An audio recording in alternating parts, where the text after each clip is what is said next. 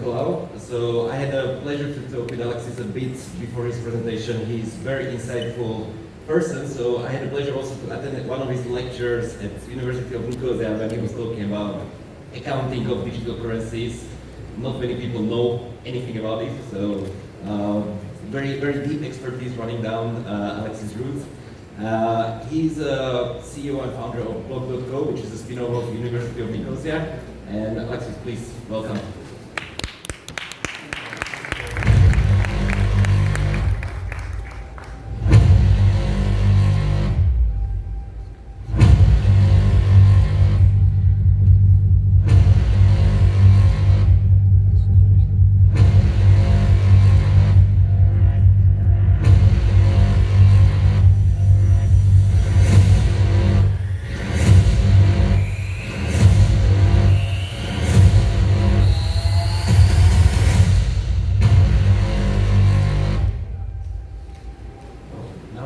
Contestants coming onto the voice for singing feel like. I promise not to sing. You wouldn't like that experience anyway. Thank you, Mike. Thank you, Victoria, for a very insightful views of what the future holds. My presentation is also going to be focusing on something that's coming up in the future, but from a different angle. I'm going to look at the marketing aspect of how marketing will be affected by all these intriguing but still alien to most developments, technical developments, whether it's blockchain, crypto assets, NFTs, and digital wallets. First of all, good morning to everybody. Welcome to Cyprus, those traveling from abroad. Welcome to Limassol, the most beautiful town of Cyprus, those coming from other cities. And I'm allowed to say that because I was neither born nor brought up in Limassol, but I married a Limassolian and corrected that and moved to town. I will start off my presentation with asking for a few show of hands. First of all, how many of you have a personal email? Almost everyone, yeah. Most of the people who are actually in the room were probably born into the era of having an email as a standard. So if there's a John Smith in the room, his Gmail address will be 140569, john.smith 140569 @gmail.com, whereas John Smith of my age will be john.smith@gmail.com, my case alexis.nicolau@gmail.com. And in today's version of the digital world, there's not much we can actually do without that personal email. We cannot apply for a bank account, mind you, that could be an issue in any case. We cannot, in many countries, interact with any government services. Hopefully that will be the case in Cyprus soon. You cannot file your tax returns. You cannot open an account with a crypto exchange. Second show of hands, please. How many of you have a Web3 wallet, or as you may know it, a crypto wallet or an e-wallet? Okay, not as many. And how many of you think you should be getting one soon? Okay, those that don't, I beg you to reconsider.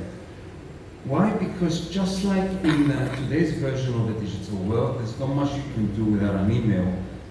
In the future world, in Web3 that Mike and Victoria spoke about, there won't be much you'll be able to do without that e-wallet. Everything we own will most probably be held within that wallet, whether it's our house deeds, our health records, our digital currencies, that is our CBDCs, our central bank digital currencies, our crypto money, our NFTs. All that we have will be securely held within that wallet and we'll be able to share with anybody we actually wish to.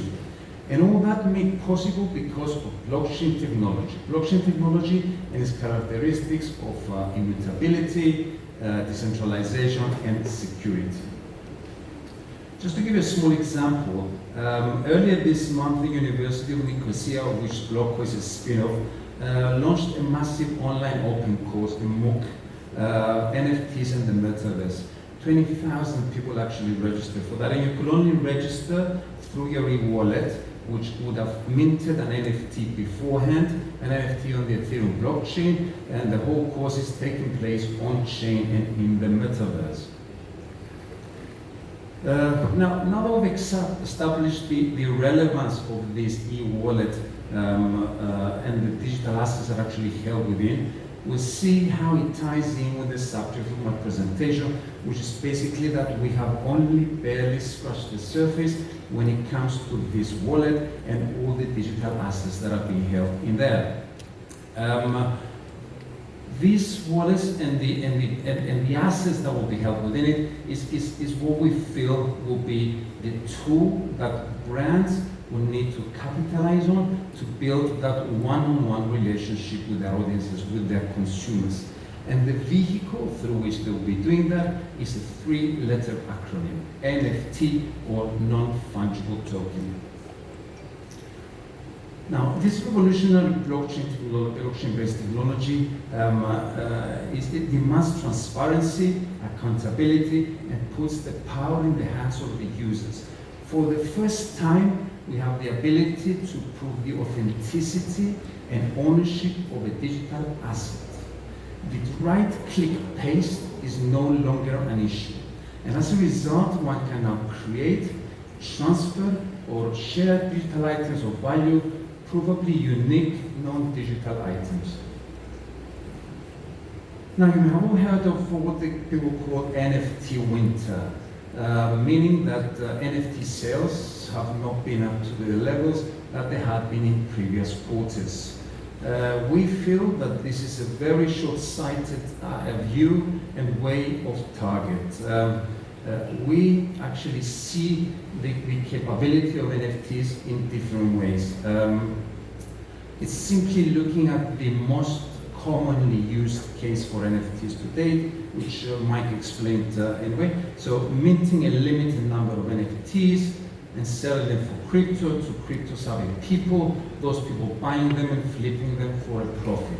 And because this is not happening to that extent as of lately, people have rushed to write off NFTs altogether. We see NFTs as a tool by which brands can actually create that deeper relationship, that one-on-one relationship with their consumers. The technology behind it is what really hides the actual use case, the usability of it. Blockchain and smart contracts are simply a code that secures value exchange between the parties. Smart contracts can remove the need for a mediator when two parties want to exchange valuable digital or physical assets. Now, as we move into a cookieless internet, it's going to be difficult, if not impossible, to have access to that consumer detail. I'm sure you heard of Google's announcement of a third-party cookie deprecation. The latest update was that will be going by the end of 2024. Now, that will make it difficult, if not impossible, to track and advertise the way we used to over the last 5 years. So the ability for a brand to be able to collect that first-party information will be king. Platforms like Google, Facebook, Instagram, TikTok will probably soon cease to exist the way we know them. This will cut back on a massive marketing avenue that we have been accustomed to using over the last few years, limiting the number of opportunities of getting to those consumers. So coming up with policies that actually generate the first-party community, that's first-party experience, will probably done through an NFT offering, will be of massive importance. Yes, NFTs, we feel, can add that one-on-one engagement that brands have been looking for at scale. And they can do that at a lower cost, and they can do that much, much quicker. So NFTs can be leveraged as a new, easier, yet more creative tool to replace existing membership and customer loyalty programs. And this will lead to better service with fewer management efforts. Deeper type of relationship that has been built is due to this new web, which supercharges loyalty and increases the brand's interactions with their consumers, making it more exciting and more fun. NFT technology reveals their broader promise, a tool by which brands bypass the platform-centric world of Web 2 and regain ownership of their digital consumer experiences, relationships. Now, for a brand to be able to utilize this tool, they need to have ways of actually recognizing the existence of this asset within the wallet and responding to it. Having the ability to recognize and respond to an NFT would leverage them as the new connecting bridge between consumers and brands and their consumers, their audiences. We foresee that soon NFTs will be the central digital touchpoint between the brands and the consumers, and one that is controlled by the brand itself. Now, having access to the wallet, the brand will be able to see what the wallet has been up to and actually respond accordingly. Let's take customer loyalty as a service example. With NFTs, consumers can increase their level of engagement with the brand, and they can actually do that at a lower cost.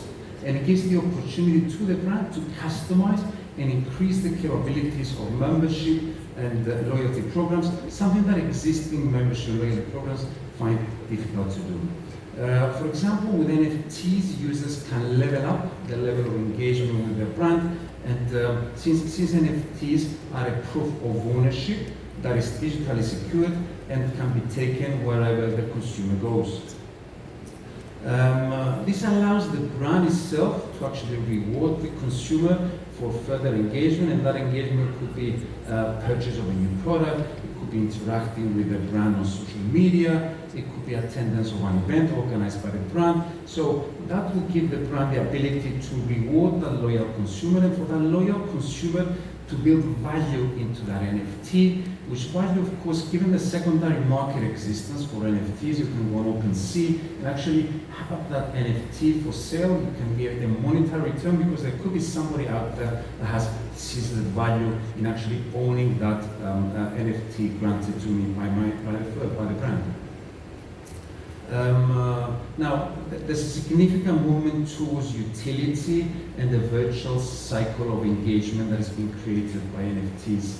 They can be used to attract and excite customers through new incentive. That could be exclusivity, that could be membership, that could be access. They can be used to immerse customers in a community of people with similar interests. They can be used to grow the community through engaging customers with benefits to their habits on behavior that actually exhibited through interacting with the brand, or they can grow customer base by evangelizing these people that have actually enjoyed and experienced these benefits granted by the brand.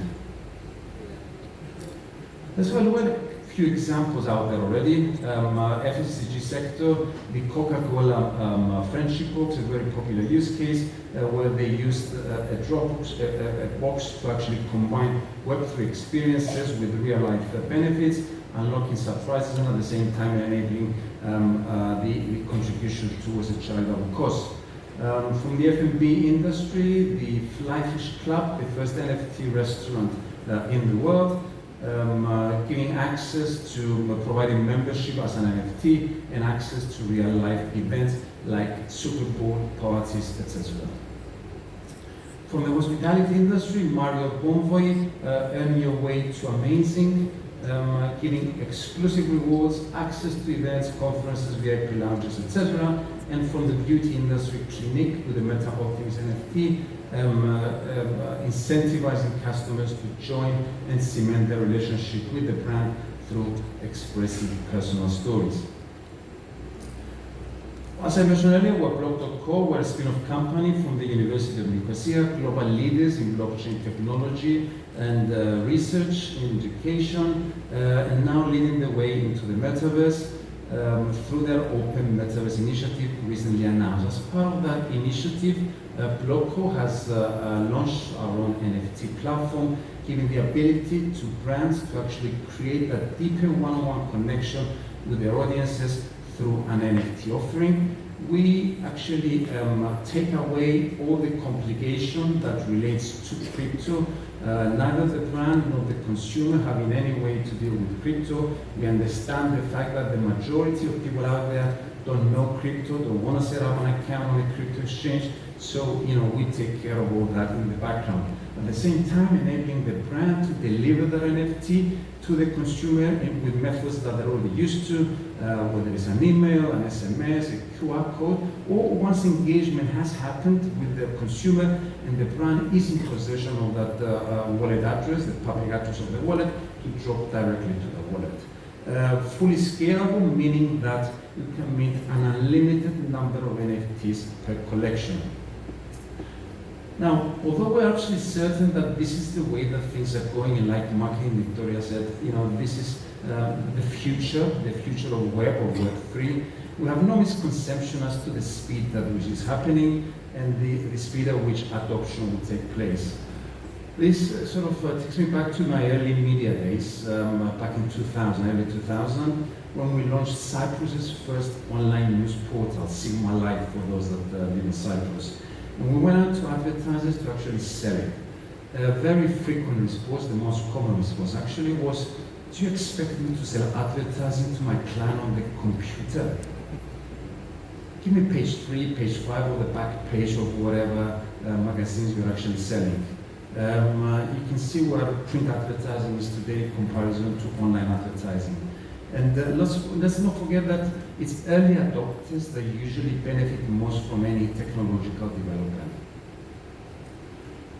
Well, thank you for your attention. If you find anything of what I said of interest, please come and meet us. We're exhibiting just outside and experience for yourselves our free NFT offering, the ease with which you can actually mint, deliver, and collect an NFT through our platform. Thank you very much.